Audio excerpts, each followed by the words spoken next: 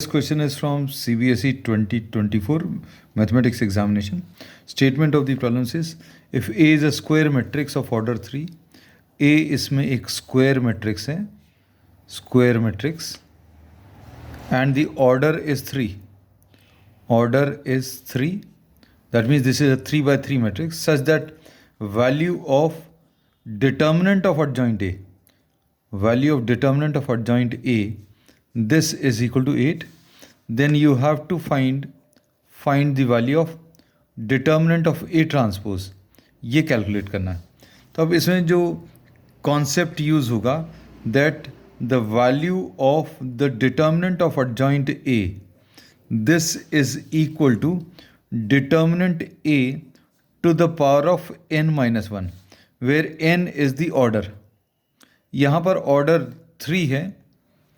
So we say that value of the determinant of adjoint A will be equal to determinant A to the power of 3 minus 1, or we say that determinant A square will be equal to determinant of adjoint A, and determinant of adjoint A इसकी value अभी हम लोगों को दी हुई है.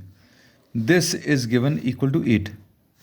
तो इसके basis पर अभी हम लोग कह सकते हैं that determinant A will be equal to square root of 8, and this will be equal to square root of 4 into 2.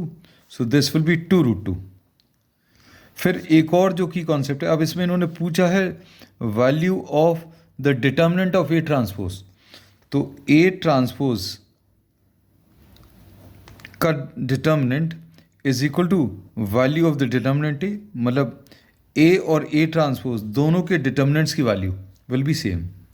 Value of determinant of A and A transpose is same, and हम लोगों ने value of determinant A निकाली है 2 root 2. So we say that value of determinant of A transpose is 2 root 2, and this is given in option D. So option D is the correct answer.